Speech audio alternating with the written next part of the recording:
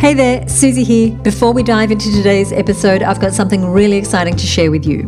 If you have ever struggled to get people to say yes to what you sell, whether it's a product, a service, a program, guess what? It's probably not your product that's the problem. I'm sure it's already amazing. It's much more likely to be the way that you're packaging and pricing and presenting your product that's the issue. Because here's a newsflash for you. People don't buy your product. They actually buy how you present your product to them in what's known as an offer. And here's what we found working with thousands of women. Most women business owners have not been given enough support to create high converting offers that reliably bring in sales and profits. And maybe you can relate. And perhaps you're not sure what to include or how to message it or how to price it or how to automatically build in things like risk reversal or urgency that'll make your clients ready to buy now versus saying things like, oh, maybe later, or I'll think about it, or the dreaded, we'll get back to you. We get it. But not knowing these things is probably the number one thing that's keeping you from making the kind of income and impact that you truly want. That's why Michelle and I are doing something we've never done before. For the first time ever, we're hosting a 2-day hands-on in-person training with a small number of women business owners where we focus solely on crafting your high converting offer. It's called Advanced Offer Creation, and we're deliberately keeping this to a group of just 12 women in a boardroom setting in Sydney so that we can work with you one-on-one. Michelle and I have decades of experience creating our own high converting offers, and we've sold millions of dollars in products and services, and we've helped thousands of women in business to do the same. So we know how to translate our experience into practical advice and support that gets you results. But most importantly, you want our help. And the reason is it can be so hard doing this on your own.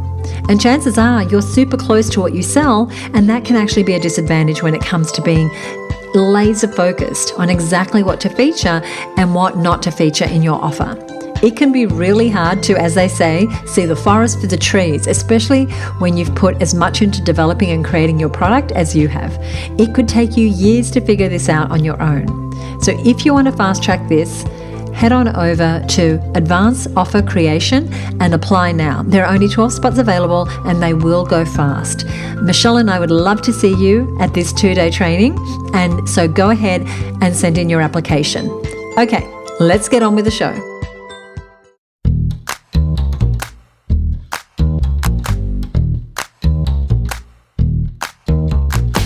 You're listening to the Content Sales Podcast, a show all about how to create content to attract, convert, and keep your ideal clients.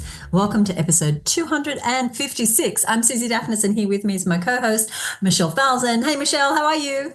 Hey, Suzi, I'm doing great. And I am so excited for today's episode because, we're diving into something that's really at the heart of what we've been talking about now for the last few shows. But really, you and I have been talking about this for years. And it's something that we believe all business owners need to be focusing on right at this very minute.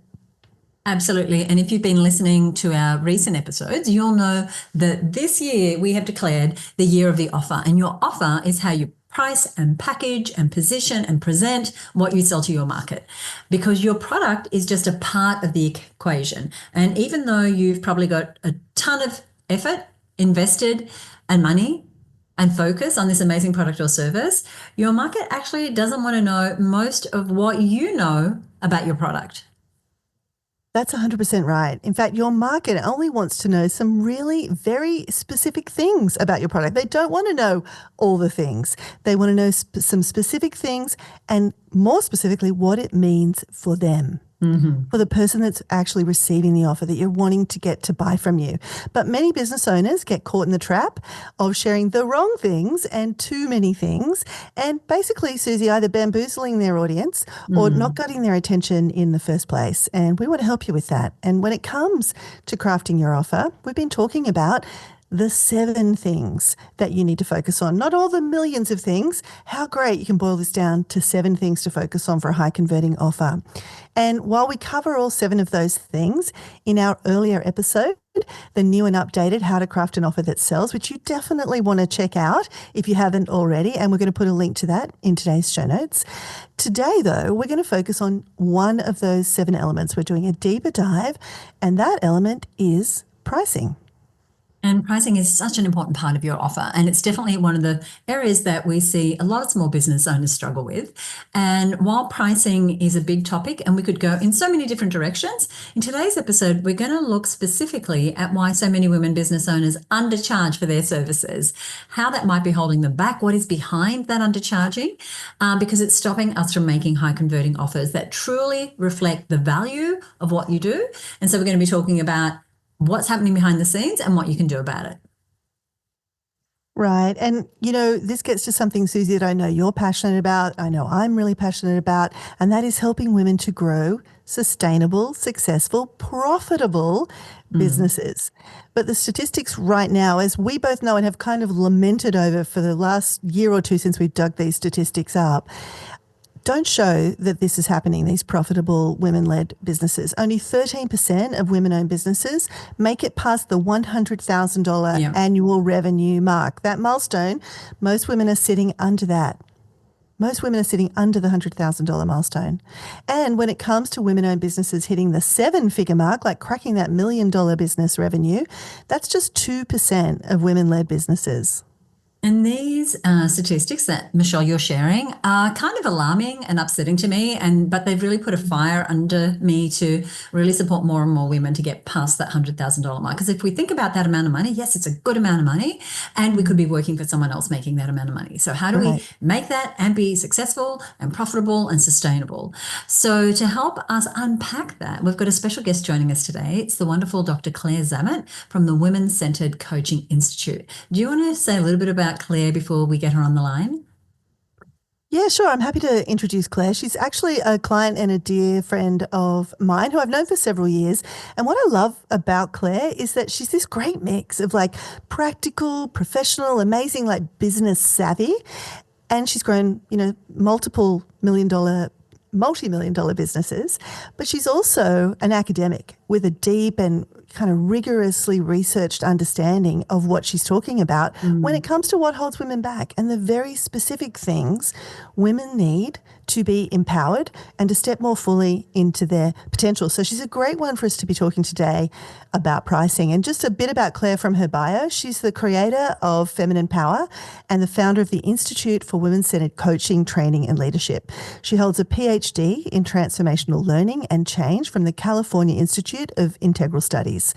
Through her various programs, she's helped over 70,000 women break through their hidden barriers and create extraordinary results, not just in their businesses, but in their lives. And she's touched millions more women through her work and through her messaging.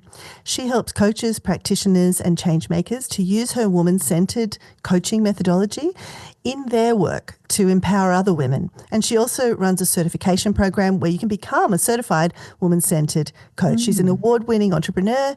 Her business has been in the Inc. 500 of America's fastest growing businesses. She's someone that luminaries like Marianne Williamson, Jean Houston, and Alanis Morissette have lauded as an important voice for the growth, development, and empowerment of women. And today we're going to talk with Claire about why undercharging is such a massive issue, how it affects the offers you're making, and what you can do to confidently charge more and serve your clients at a deeper level. I am so excited for this conversation because often we are undercharging and that is affecting our profits, it's affecting our success, and it's definitely affecting our sustainability. And if you've ever felt that nagging doubt about whether you are charging enough or that your clients are going to leave you if you increase your prices to what they really ought to be, or you've hesitated to make offers because you don't want to come across as being salesy, then you're going to love this episode. Now, Claire is going to help us flip the script on those limiting beliefs and show how charging more isn't just about making more money. It's about creating offers that are more impactful and that are aligned with the transformation that you are here to provide for your clients. Plus, we're going to be sharing a little later on the show how you can get access, I am so excited for this, to Claire's Charge More Guide, which is a free resource where she goes into the concepts that we're going to be discussing today here on the show. She goes into that in more detail, so stay tuned for that. Alrighty, shall we get Claire on the line? Yes, let's do it. Let's do it. Hi, Claire, and welcome to the Content Sales Podcast. Thank you so much, Michelle and Suzi. I am so honored and excited to be here with both of you because you You are such champions for women's power and women's greatness in the world. And I just see embodied in both of you, you have liberated yourself from so many of the internal structures that hold women back. The way that you hold a space for women and call them forth is absolutely unparalleled. So I'm so excited to be able to dive into our topic together today. Oh, thank you so much. That's very, very kind of you. It's an honor to have you here. Thank you. Absolutely. Wow. Thank you so much, Claire. And I want to dive right into the first question because it really follows on from what you said. You're obviously someone who is also passionate about empowering women and helping them sort of bust through their limiting beliefs and so on. But for those who may not know you yet, can you share a bit about your journey and how you've developed the woman-centered coaching methodology, and just fill us in a little bit about what's got you to here? Well, thanks. That's such a great question, because I think for those of us who become coaches, it's because we're passionate about growth and we're passionate about learning. And that was me. I was really someone who had a lot of spiritual experiences. I lived in a lot of different countries. And when I found coaching, where I could be in conversations with people about maximizing their potentials, this was the most exciting thing that I could imagine doing with my life.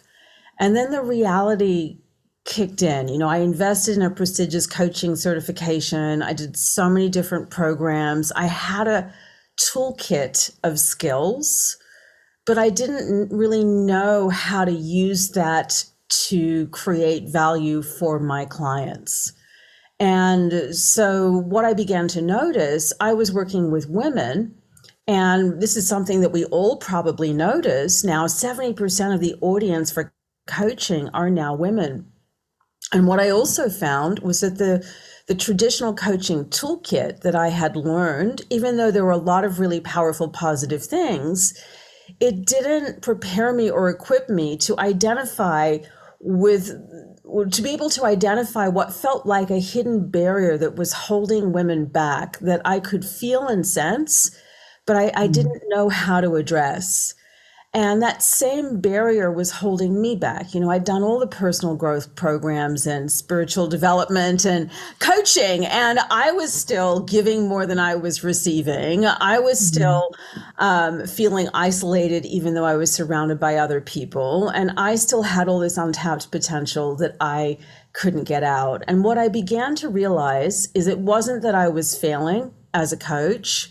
It's that what I had learned in coaching had not prepared me to address what I've really discovered in my research is an unprecedented sea change that's happening where millions of women, as a result of the momentum of the women's movement and feminism, as we women rise to power, we rapidly move up Maslow's hierarchy from the achievement phase to the self-actualization phase. So as women rise to power, women's values and priorities change, and so do their barriers. And the barriers for women at this new stage are largely invisible. They're largely internal. And when I began to get curious about what those were, and I was informed by both women's barriers and opportunities at this new stage, it completely changed everything in my understanding of what my role was as a coach, to the questions I asked, to how I listened, to the process that I coached to be able to address these deeper barriers. And when I learned and developed this new way of coaching, I coached myself. I began to coach the women in my community who were my clients. And my work just expanded because I was getting such deep, powerful results using this very different approach to coaching women. And I went from coaching 6 women in a living room to thousands of women online within a year because of just the elevated impact and results that I was able to create with this method. So good. Yeah. And I believe that, you know, anybody who's listening right now, and as I listen, I love how you said that you could see the resistance in yourself to be fully you, to be fully giving what there was to give and to getting behind the scenes of that. And that's what we're going to be covering here today, because one of the things that we are, especially as this new year has started, as we're recording this episode, Michelle and I have been really focused on bringing to the show opportunities for women to craft better offers that pay them for the value that they bring. And so we actually, inside of her business, we've declared it the year of the offer, because we believe that mastering this foundation is what makes businesses profitable and successful and also sustainable. And why do you think so many women struggle with making offers specifically as it relates to their pricing? Gosh, it's actually a very multifaceted question to unpack. And so, I'm just sensing into the best way to approach this. So I think it's a lot of different things. The first thing I would say is all the confidence gap research. So we doubt ourselves and our ability to get results for our clients.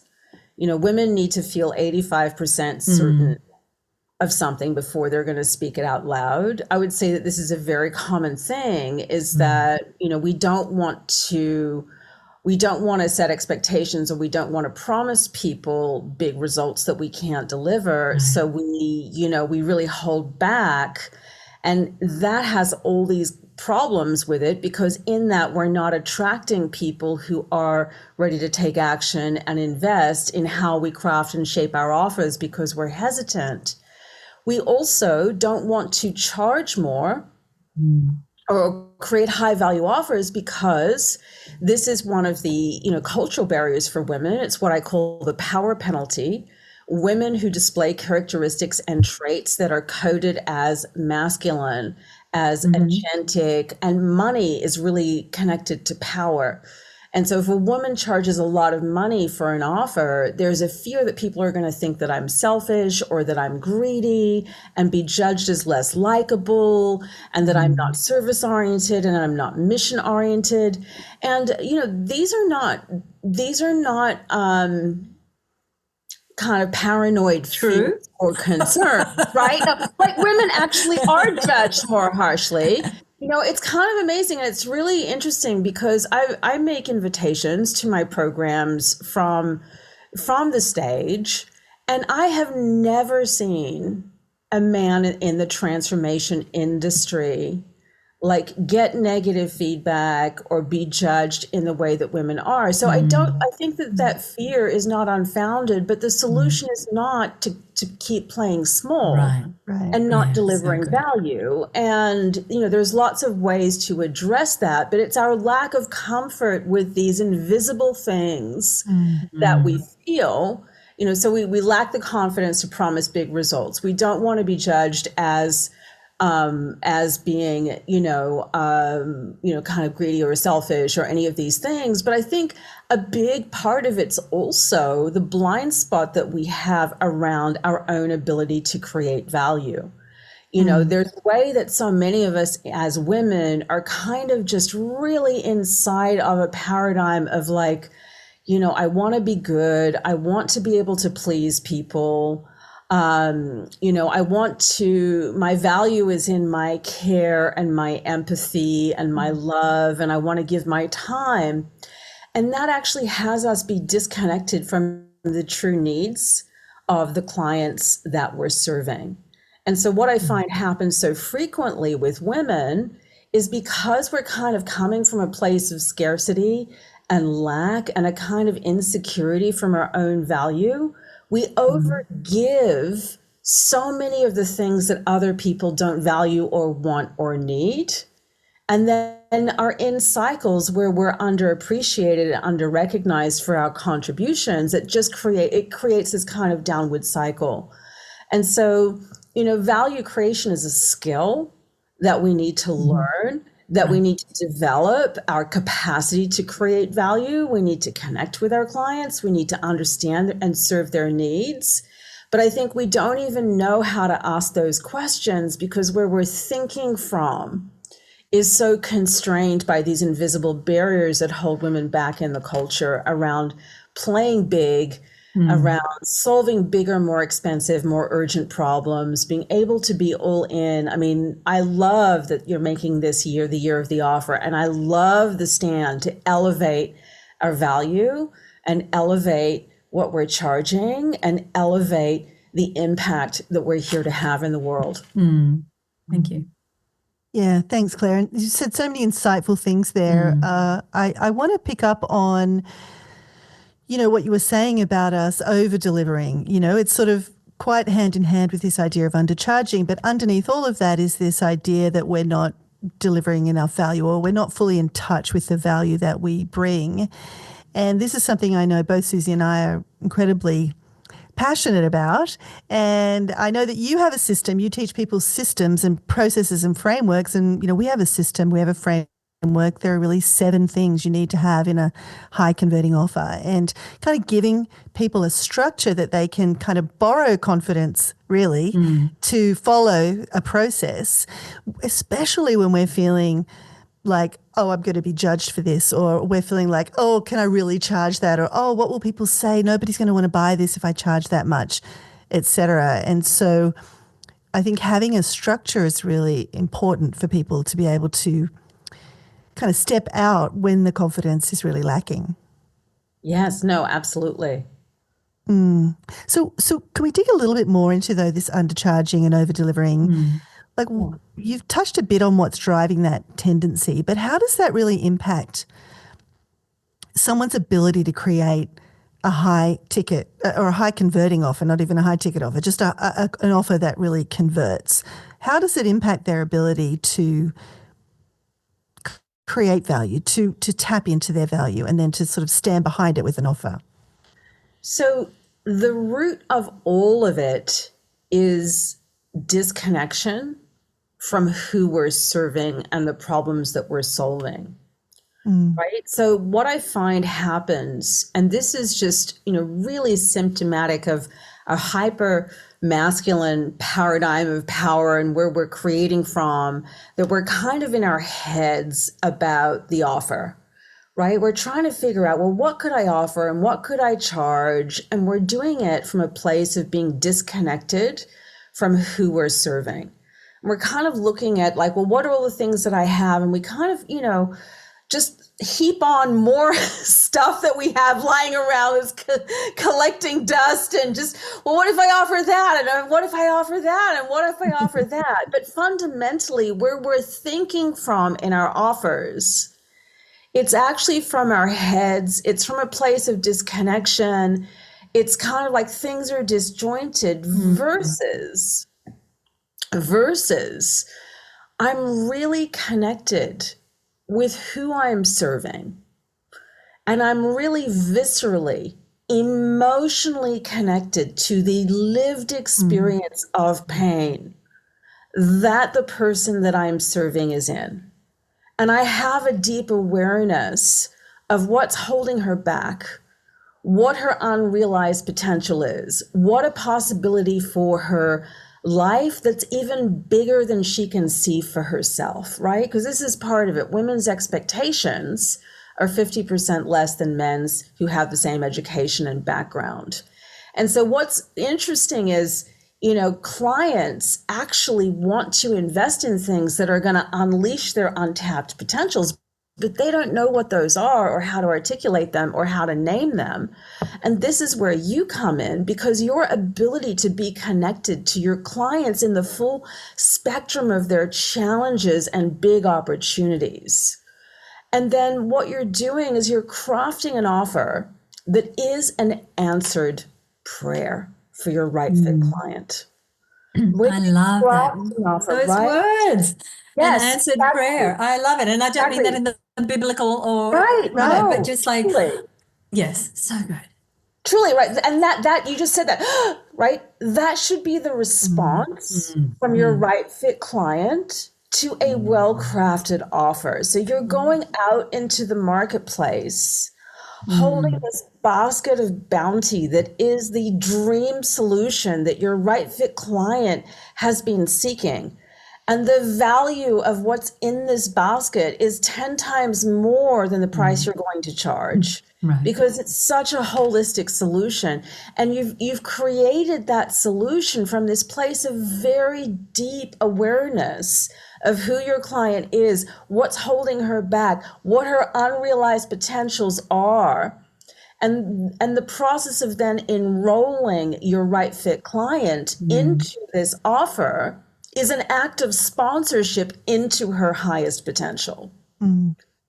And that is where I think the magic really is, because we're really stepping into a much bigger context for our role as coaches and as change makers, and to see the transformative power of an offer. And I think, those of us who are listening to this podcast, we know how to invest in ourselves, right? We've been people who've been investing in ourselves, and you know what happens when you invest in yourself. And something happens when you give your client an opportunity to invest in herself at the highest level, together with a comprehensive solution of what is going to truly create the context to transform her life and whatever outcome you're up to. This is the most magical, exciting thing. And this is where I love making offers and I love making invitations, because I feel like a fairy godmother when I'm going out there. I love that analogy. There's something in what you said that I want to highlight, and that is we're not making up what the pain points are or what the client needs. We've actually done the work. We have a process. We have a way to adduce from our clients to know them so closely that when we make the offer, like you said, it's an answered prayer because we've done that work. And so often we create offers from our head. We think this is a really good idea. This should sell, or it's got a quirky name, but it doesn't come from that foundation of really understanding your clients. Then you can charge whatever you want, because an answered prayer, that's priceless. Correct. I want to talk about a resource that you are making available to us to give to the listeners of this show, and that is your Charge More guide. And in that, you talk about the hidden costs of undercharging, including burnout and financial stress, and even reduced client outcomes. Can you share how undercharging affects not just us as business owners, and you've made a great case for that, but how does it also impact our clients? Well, it's really, number one, it's a signal to our clients that our work isn't really valuable, right? Like, it's kind of interesting. I mean, I'll share a little bit of a story. And this was actually a conversation that I had at breakfast in Phoenix, where I am now, with Michelle and our friend Barry Baumgardner a couple of years ago, actually 2 years ago. We were having this conversation, and Michelle and Barry were challenging me to charge more for an offer that I was creating. And I said, I don't know that my client's going to be able to pay that. And Barry actually said, well, could you really deliver the solution that's going to provide her with the results she needs for less? And I said, no, actually, she really needs all of these things to be able to be successful. And she said, well, then you're not serving her by charging less. You're not serving her by giving her less than the full solution that she needs. And so I think that's what happens, is that we are inside the presumption of limitation about the ceiling that our clients have for what they can invest and what they can pay.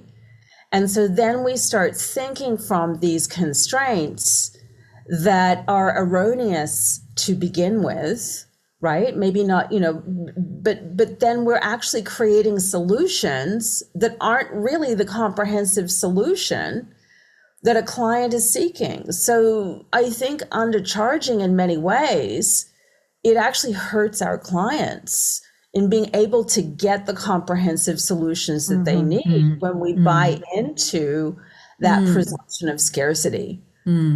And, Yeah, thank I you. think that's, and like that's really big because, I really got in that conversation, and it was like, several follow-up conversations with Michelle, where she's like, yeah, it's really, and this is where we need each other, and we need to be in masterminds, and we need to have like, because it was Barry and Michelle saying back to me, no, you should really, you can really charge that. Like, that's how, we have to help each other raise our own expectations and our sense of possibility and get that mirroring.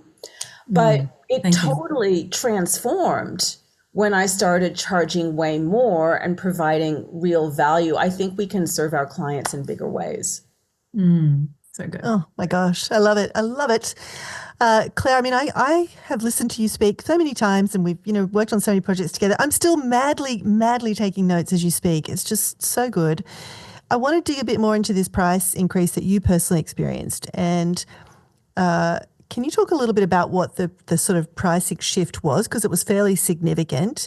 But also, what kind of surprised you the most about what changed in your business and for your clients when you raised your prices? Yeah, so that's a great question. And so I had been offering a certification program in coaching as well as facilitation and leadership skills. And there was a business training, and there were all of these things. And what I realized was that my clients needed a much deeper level of training. And they needed everything that was in all three of these different programs. And because people had asked me, can I just take this? Can I just take that? Because this is what happens, right? We get feedback from the marketplace. And so I was offering these three different programs, and the level of complexity had me overstretched, being able to serve everybody's needs, and I kind of think this is a very female thing of like, we want to take care of everybody, and we don't want to leave anyone behind, and we want to, make sure everybody gets what they need. Meanwhile, we're not getting what we need in terms of a cohesive business. And our clients ultimately are not getting what they need because they don't necessarily know what they need. And so that's part of the process. And I really thought, I kind of had created these three different tracks, and I was enrolling into them separately because, again, I thought, oh, that's what everybody wanted. But I just realized, I think they need all three of them. And what would happen if I just charged, twice as much or 2.5 times as much, and they got everything that was in all three programs? And so this was a huge, to go from, it was like a 10K offer to a 25K offer. There was an internal expansion for me to say that number out loud. And I think that's part of the process where, because, and I absolutely was confident in the transformation I knew that we could deliver. But I felt, I could see I was against all those things. I didn't want people to judge me as being, money motivated, or I didn't want this. But I really stood with what that conversation was that we had with Michelle and Barry about really, you actually really need to do all these three things. And so that became the conversation. When I was enrolling clients, I took greater responsibility to build awareness for them about what they needed to be successful. And I found what really surprised me is having clients come in who committed at this higher level, and they committed to this program that now had all of these three tracks inclusive.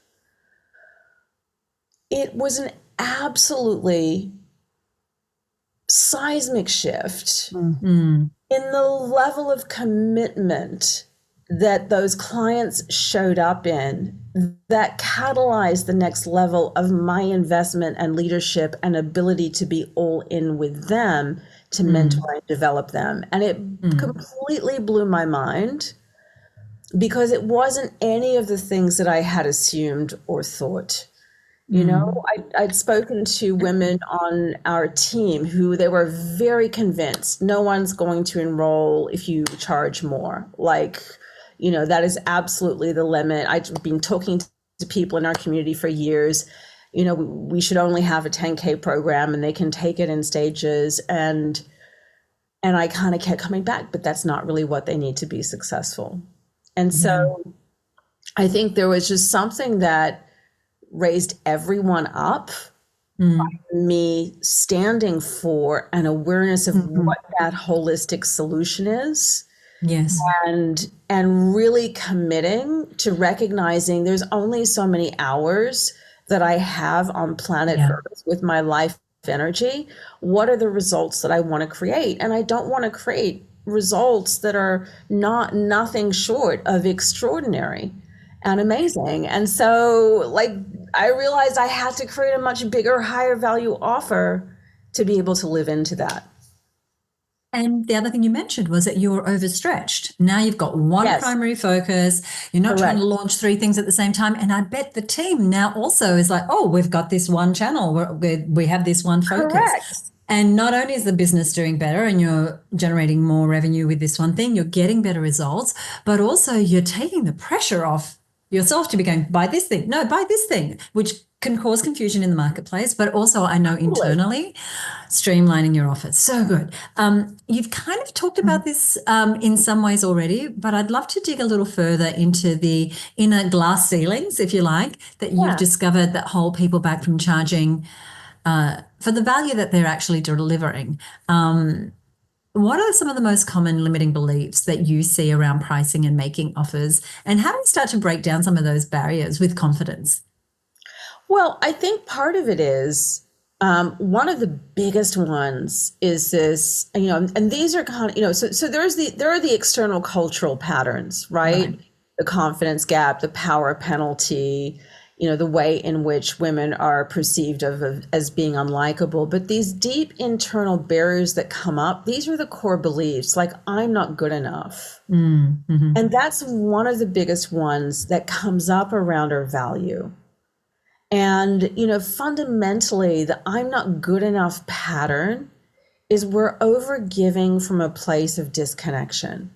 And so all the evidence that we have in our lived experience is that no matter how much we give, people are never satisfied and never happy. And, and so what you find when you look into that cultural pattern of I'm not good enough at the deepest level possible, right? There's a way in which we overgive, like we give 100 apples to somebody and they're not satisfied because all they really want is one orange. And right? I see this in our offers. We're shoving all this stuff in our offers. It's like 100 apples. And you see, and then no one wants to buy it because it's just, what they really want is just one orange. And, and I think that's part of it because our lived experience is not, when we're in those cycles of creating from disconnection, as opposed to really seeing ourselves as value creators and being able to craft offers as holistic solutions to urgent problems that unleash the untapped potential of our clients and that we have absolute confidence in those results. Like, when we're standing in that place, we're not, our own self-worth is off the table, right? Whether or we're valuable is off the table. And now we're in a place of curiosity of how do we really solve these problems and how do we create value? And you go and you ask your clients for feedback. I mean, I'm kind of shocked when I coach women on creating their coaching offers before I've worked with them in our process, in our woman-centered way that we work with women. I'm really shocked at how few coaches have ever really gotten feedback from their clients about the deeper things that provide value for them. Interesting. Right?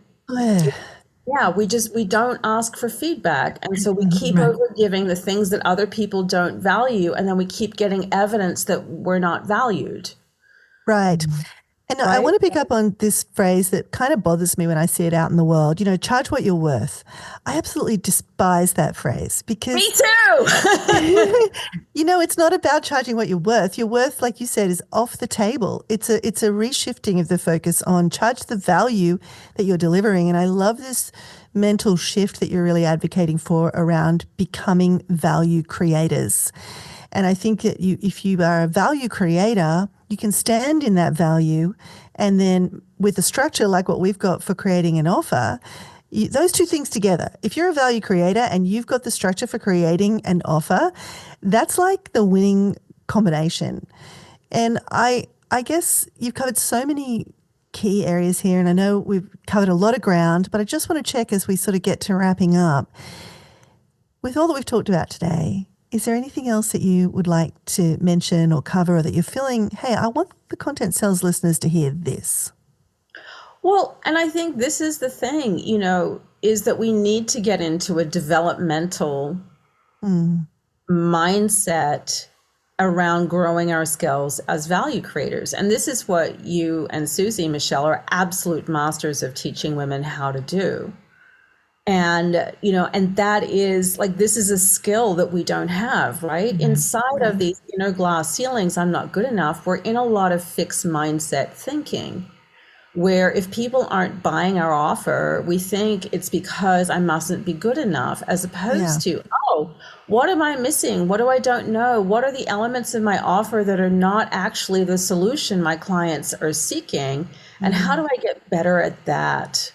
And so I think the biggest thing that I would say for each and every one of us listening is we really want to get out of the conversation of, if I'm good enough, people will buy my offer. Right. Right. And that deep place of scarcity and insecurity in ourselves, to my self-worth is off the table.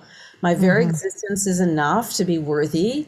And how do I help my clients solve their big problems and create comprehensive solutions?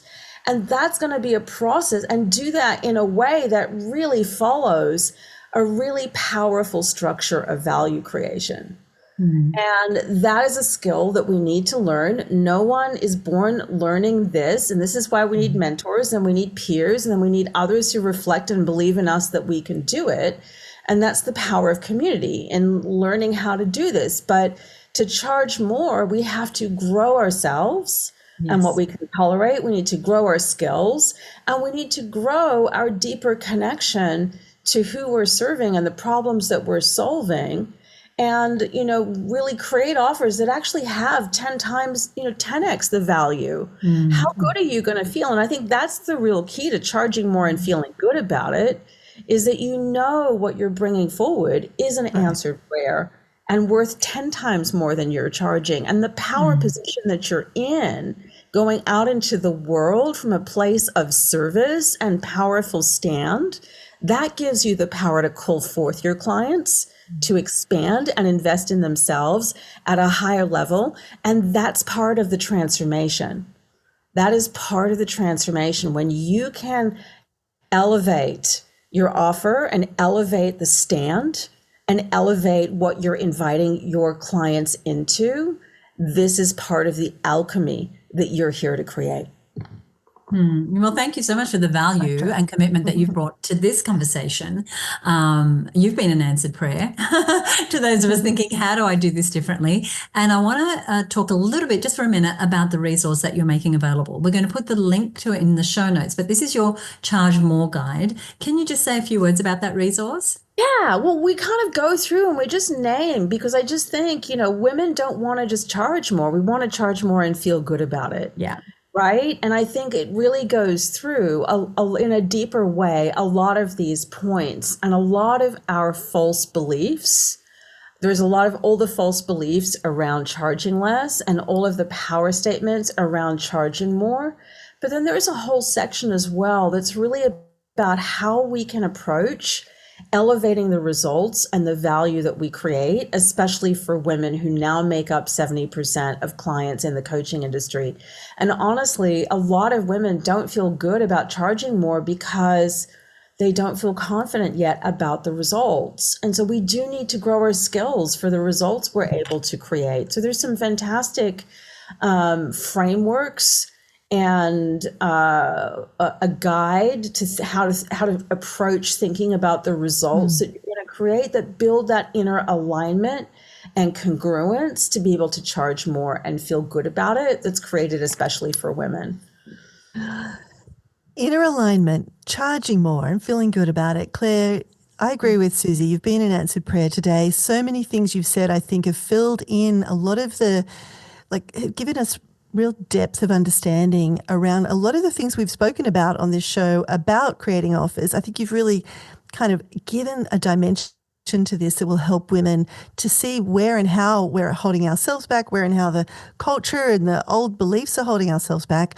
I know on behalf of Suzi and myself and everyone who's listening, we want to thank you so much for what you've shared. It's been absolutely brilliant. Thank you so much for being with us today on the show. Oh, such a pleasure, delight, and joy. And I am so grateful for your work. And I'm so grateful for the space that you hold for women to become unstoppable, visible, powerful value creators who go out into the world as fairy godmothers for the potentials of their clients.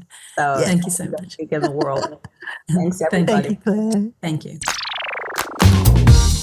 Wow. How awesome was that? Oh my gosh, it was brilliant. I said to myself, oh my God, it's like she's channeling this brilliance. But it's obviously years and years of experience in doing what it is that she does and helping so many thousands of women with these exact things that we talked about. So good. Yeah, I loved it. And I love that you said that to yourself. I think that's awesome. And it's really, I think, indicative of the whole conversation today. It's all the things we're telling ourselves, right, that are so powerful and so important when it comes to making a high converting offer. And I really resonated with what she said about how we doubt ourselves. Like in general, women don't want to set expectations or promise big results. And she said, women have to be 85% certain. And I so see that in the women that we work with. And I see it in myself, although I've really been like working on it. I can look at a colleague, a male colleague who probably has far less experience, but they're out there doing it. They don't doubt themselves. And yet women have to have, the 55,000 qualifications and all these things to feel like we can even hit the starting line. So I really feel that that's an important point that she made. And because we don't want to set these expectations, because we're fearful, we're not 100% or 85% confident it's all going to work out perfectly, then we hold back and we don't make these bold offers and we don't price things accordingly, and then we don't attract the people who are ready to take action because we're so hesitant. I mean, it's just this, when she points it out, you can see how this cycle just happens. One of the things that people have often said to me is, oh, you're so humble, Suzi. And I kind of think, well, that's lovely, but we don't ever want our humility to be the reason why we're not swinging big and asking for the sale and charging the prices and having all the certainty. It doesn't mean that we are, like she said, we don't have to be, the fear of being perceived as salesy or pushy or braggy or whatever can really hold us back. So I love that she said that.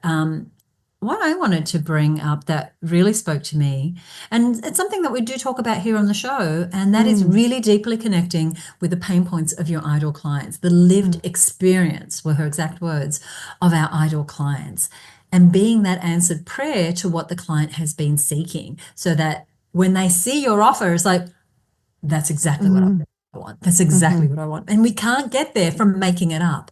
We get there from speaking the client language, from listening to the clients, from asking the questions, for really tapping in to who is that ideal client. Because each one of our ideal clients, and this is why you and I, Michelle, say not everybody's your client. Like, figure out who your client is and really understand them. And so when we truly understand them, then we can be the answered prayer. Otherwise, we are just another piece of blah, blah, blah noise in their world. Yeah, I love that so much. And I guess, when you really understand them and you're really connected, all of that doubt the noise about the doubt starts to go away, and you really can feel confident and certain and convicted, like Claire was so certain and convicted of, those three products merged together was actually what women needed. And then she was able to kind of go out boldly. So I love what you're saying there. And what you were saying about humility before, and, Claire calls it the power penalty, which I think is a really interesting idea, that as women get more powerful, they are penalised by the exterior world. We also tend to penalise ourselves because culturally that's how we've been brought up, to be the nurturers and the carers, and yet you're out there wanting to charge $25,000 for something. Who the heck do you think you are? And I just love that she really named that, and that power is so closely linked to money, and there's this fear that I'll be judged, that I'll be selfish, that I won't be seen as humble, that I won't be in my place, that I won't be liked as much, or that I will also, what I thought was so powerful, what she said was that I'm no longer mission oriented or service oriented. Wasn't that good? Yeah. It's like you used to really care about your clients, and now look at you. It's not fair. You got it. Yeah, so true. And but just having this awareness, knowing that A, it's a thing, and B, you're not making this up on your own. This is a thing that we need to deal with, and we need to develop and grow ourselves around. And she had to do that. She had to grow herself in order to be able to deal with some of that power penalty stuff that was coming up for her. And that's why I love surrounding myself with women like you, like Claire, like the women in our mastermind, the women in the masterminds that we both belong to, because we can be a little, sounding board when those thoughts come up. And one of the things that Claire talked about when she was talking about charging the higher price, well, she said something like, can you provide the solution that your client really needs for the price you are charging? And when I think about her business membership, when I think about our mastermind, the reason that we have that premium pricing is because what we offer is premium, and there is no way we could offer all the in-person events, all the one-on-one support, all the strategy sessions, all the masterclasses, all the support to get the results that women get. We couldn't do it for less. Like we would have to skimp and scrape and not provide the value. But we know that when women spend a year with us inside of the mastermind, their marketing is going to be elevated. Their results are going to be elevated. The number of leads they get, the number of sales they get, how clear they are on their offers, on their ideal client, on their promotions. And so I'm quite unapologetic now about the fact that our mastermind is $2,000 a month. It's just like we understand that the value that we create. And so my question to you as you're listening is, are you charging less and therefore providing less value than what your client really, really needs in order to get the transformation that they really, really want, in order for you to be that answered prayer? I love that. As you were speaking, I was really seeing that that's exactly what's happened for us in the mastermind. Like we know that's what the woman that we work with needs, and we're not prepared to compromise on that because she's not going to get what she needs, and she's not going to get the results she wants. And so that's the really powerful thing. And this ties in with the idea of this shift to being a value creator. So I really loved that point that Claire made about becoming a value creator. And when she made this shift, in 1 year she went from helping 6 women in a living room to helping thousands of women. Her business literally exploded overnight when she understood this concept of being a value creator. And that's what we're doing. I feel really, like you said, uncompromising and unapologetic about the value that we're creating. We know it in our bones, and then we step into the confidence of being able to say those numbers out loud and being able to, with conviction, invite people to take this offer. So good. Oh my gosh, Claire. There's one more thing, and I'll make this the last thing. One of the things, Michelle, as you know, that we do inside of her business is we have women do an audit of their products and services from the point of view of, what am I charging? Is it going to get me my money goals? Is it going to get me my profit goals? And sometimes we find that people don't have enough products, or they don't have products at the right prices to get the money goals that they have. But other times we have that situation that Claire mentioned, where there is a level of complexity that has them overstretched, but that very little of what they're doing is contributing to their overall goals and profits.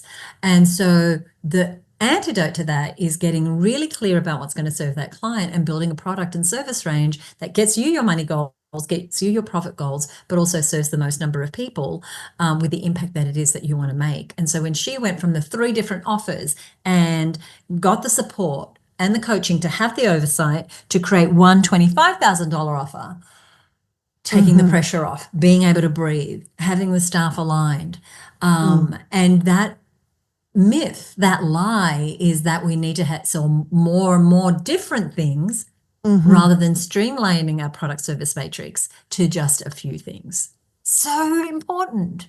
Very. It's these structural things that make the difference. Reduce the number of offers, get really focused, deliver the outcome, be value creators. Like, these are the things, these are the big pieces on the chessboard that when we get them in the right place, everything changes like it did for Claire.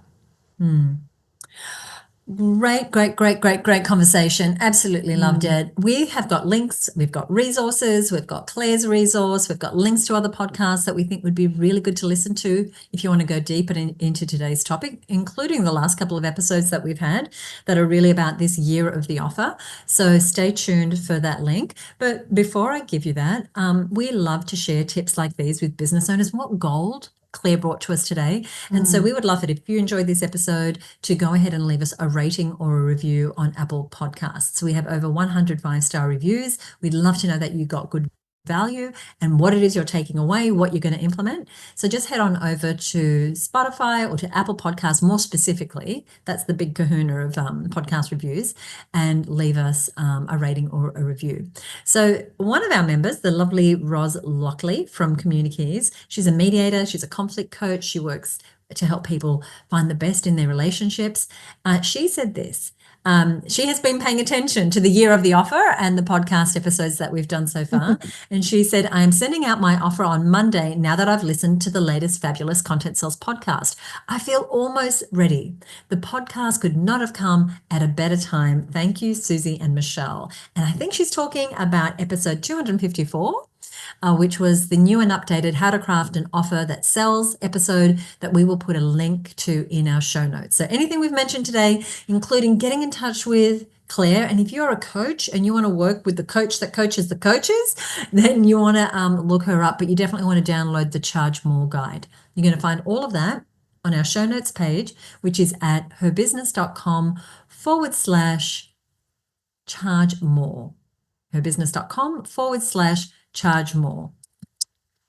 All right. So, Michelle, we have another episode coming up in 2 weeks' time from the date that this one releases. What do we want to say about that one?